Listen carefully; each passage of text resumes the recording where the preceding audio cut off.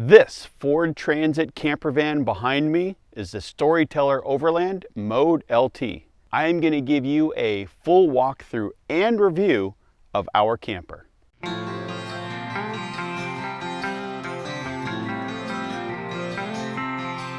Thank you to Storyteller Overland for sponsoring this video. In the year and a half that we've owned our Storyteller Overland Mode LT, we've put almost 25,000 miles on it and have had numerous adventures. I'm going to walk you through virtually everything about this camper van and what we think of it. Let's start with the chassis that this camper van is built on.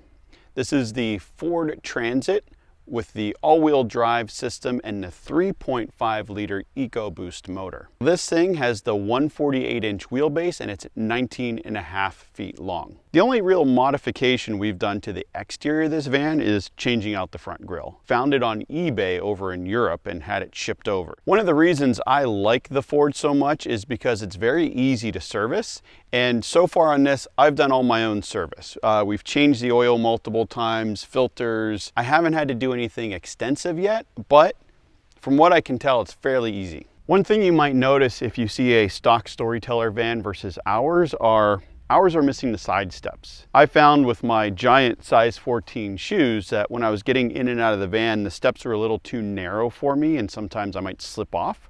So I removed them and I think the vehicle looks a lot better without them, but that's just a personal opinion. On the side, there is a 30 amp smart plug for your shore power. And then in the back is the water fill. Here's the ladder for the roof rack, and there is a deck up on top. This area is actually big enough for us to put 2 chairs, and we love to come up here in the evening, have a drink, or just watch what's going on around us at a campsite or tailgating like we did when we went up to Purdue. There is a 90-watt solar panel that comes with the van, and these are max tracks that I mounted to this roof rack. It was actually pretty straightforward to do. And then the Coleman Mach AC unit. Another modification we did is we put this Max Air cover over our vent. It's great because when it's raining, it doesn't trip the rain sensor and then close the vent. So you can keep the vent open during rain. You can also keep it open while you're driving down the road for some additional ventilation. And then there's this nice large Girard awning. Now this roof rack is made by Front Runner, and they have a number of different accessories that slot into these rails along the edges here. So there are a number of ways you can configure this roof rack.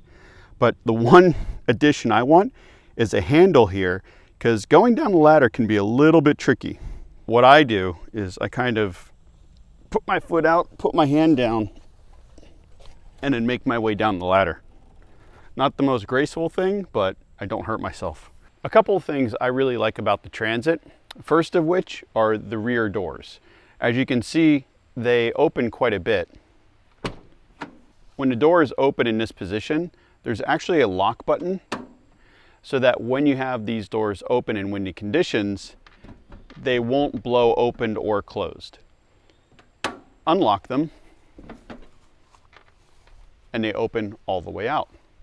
The other thing I like about the back of the van is the bumper is also a full step. So it's easy to get in and out of the van.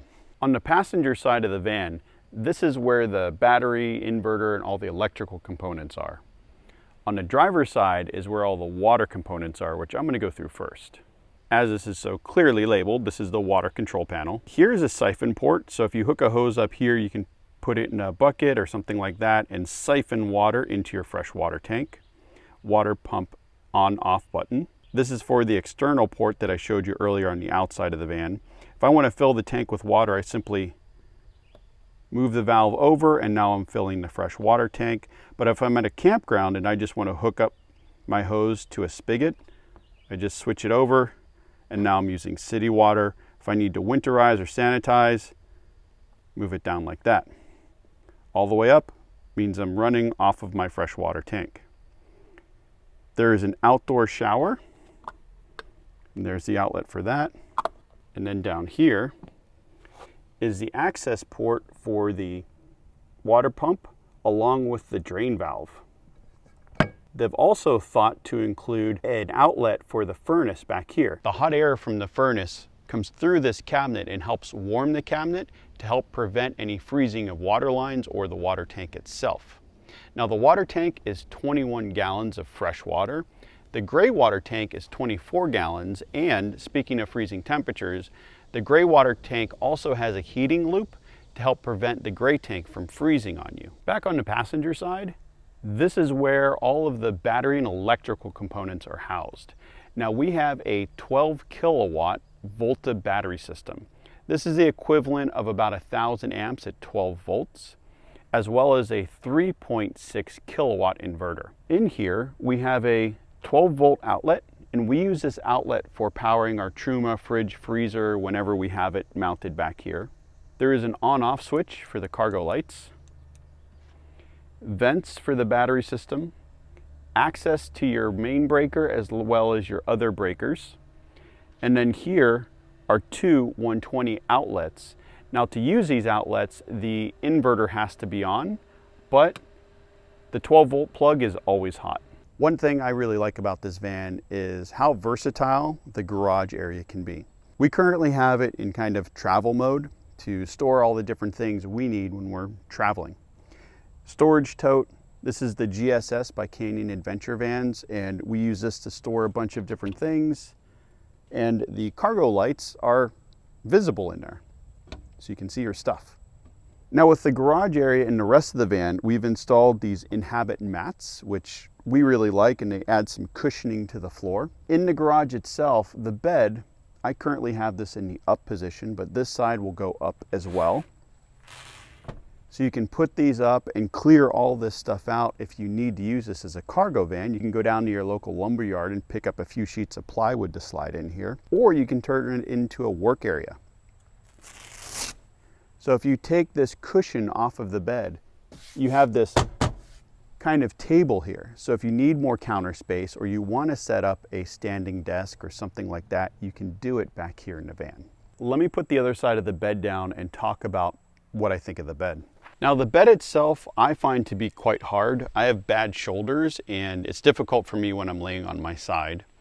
The nice thing is with the bump outs on the Ford Transit, it's wide enough for me to sleep side to side without hitting my head or my feet, and I'm 5'11". The bump out doesn't go the full width of the bed. As you can see, it kind of ends here. So Kate and I, our pillows are kind of scrunched together, and then you have all this space here that really is not that useful because I can't stretch my feet out or I hit the wall. Now in terms of the mattress, there are plenty of companies that make aftermarket replacements, or you can just run down to the store and get a mattress topper and call it a day. One last feature back here are the bug screens. We've actually used these to sleep with the door open at night or just hang out in the van when there are a lot of bugs out. And it's fairly easy to deploy.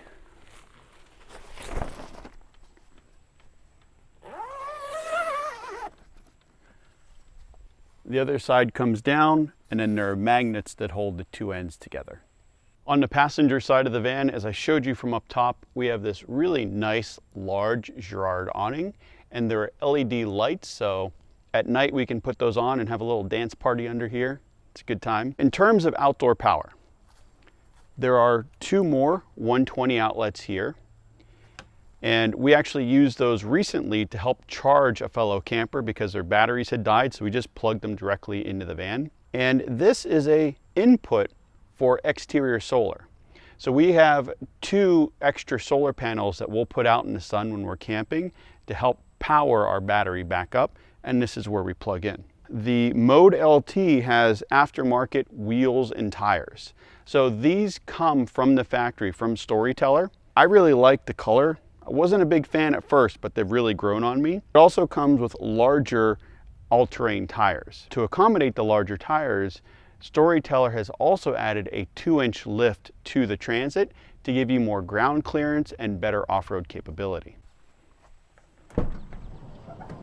Folding outdoor table, which we also use as our outdoor kitchen because there are two more 120 outlets right here, and we bring out the induction stove that comes with the camper. We set it out here and do all of our cooking so we don't get the smoke and all the smells inside of our van. The refrigerator is right here. I can open it from outside the van and it swings all the way out so I can grab beverages or food without having to go inside. And there is a bug screen on this door as well that still allows you to use the outdoor kitchen when it's deployed. These screens do a good job of keeping the bugs out. I'm going to put these back up and then we can go inside the van. In the driver's compartment, both of the front seats flip around, but when we get to camp, we move this one forward because it does pivot, which is nice. And we flip this one around. This is where I typically sit. Now these are aftermarket seats. I found the Ford seats to be extremely uncomfortable and put these Scheelmans in, which has made a world of difference in the comfort of driving this vehicle. Now this seat forward, it offers a lot more room for us and it makes the van feel a little bit more open. But when we do have people over, we can flip this around. There's a lagoon table that sits right in here, so we can have dinner, play games, or just hang out. And then up here, there are two 120 outlets along with two USB outlets to charge your devices. As you can see, the in-habit mats that I mentioned earlier go from all the way in the back of the van to the front driving compartment. This bench seat has two seat belts, so you can put two children here or maybe one adult. I found that aside from short trips, putting two adults here is a little uncomfortable. This bench seat does convert into a bed or a lounge. So when we get to camp, what we typically do is we put this in lounge mode.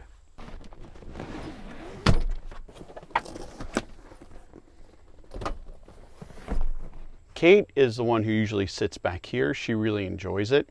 And then you can have a couple other people sitting here. You have your two seats up front. So you can host quite a few people in a small van. If you bring someone else along or you just want a different sleeping option, this converts into a bed. There are companies that make pads that fold across here, or you could just get a piece of foam and lay it down. One thing we really like about the Ford Transit is the tall ceiling height. I'm 5'11" and there is plenty of headroom in here for me. Above the sliding door are the control panels. On the Storyteller control panel, it shows you your current interior temperature, the status of your tanks. You can turn on your water pump, your hot water heater, and turn your HVAC system on and off. So vent, AC, you can control the fan speed, compressor on and off, and then here's the heater. You can also control all of the lighting in here. There is a master dimmer switch, and you can turn all the lights on and off with one switch. You can also control the individual lights themselves and the dimmers. And this is the control panel for the Volta system along with the on-off button. Now with the AC unit above the bed, it's a standard Coleman Mach system, but what's interesting about it is with our big battery bank, we have 12 kilowatts of power. We can run that AC unit all night long and still have energy left over in the morning. Now with the heating system, it's a Rixson unit. And what this is the heater uses the fuel off of our gas tank to fire it. This is also our water heater, so it's a water heater furnace in one unit. What's nice with the water heater is once you get that water hot, it stays hot and it'll run continuously.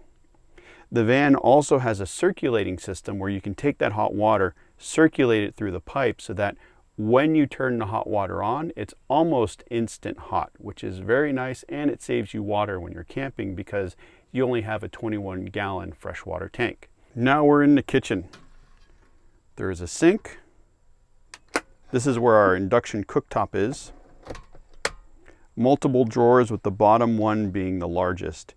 Now one thing that's difficult in this van is that there is a narrow walkway here, so I kind of have to shimmy back and forth. And if I need to get something out of the drawers, I either need to be standing off to the side or kind of like do this game where I'm spreading my legs trying to get the drawer open to grab whatever I need. That's kind of one of the trade-offs with having this bench seat and the bed. Above the kitchen is a microwave and then reading light. We also mount our water filtration system here, which is a Berkey. It sits on the countertop, and then we have this L-track that we put in with bungee cords to keep it stable while we're driving. Let me put this back up so I can show you the toilet and shower. Down here is the shower basin. We use this as a step up into the bed, but when you're ready to use the toilet,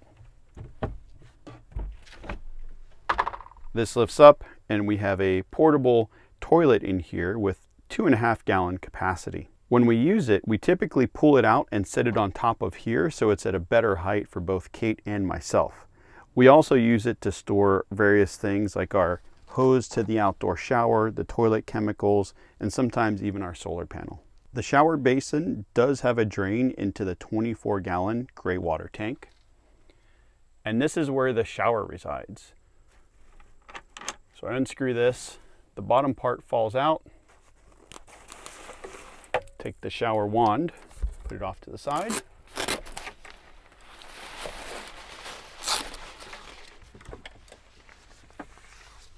Pull this out. Shower wand goes back into the shower, and then Joe goes into the shower. So here's the knob for the hot and cold water. You can leave the shower wand up here, and there is an on-off button, so you don't have to continually turn this water on and off. And then there's a nice little shower caddy here where you can put soap, shampoo, other things. I have no idea what shampoo is because I've never had to use it. There are magnets that keep this opening closed. And then you shower. Hot, cold water. We use this quite a bit when we're camping and don't have access to real showers. These are more like what you might call a Navy shower. So it's get wet, turn the water off, soap up, and then rinse. So you're not using up all of your water. When we're camping for about 4 or 5 days, each of us can take 2 showers during those 5 days with the amount of water that we use. How do you keep water from going out into the van?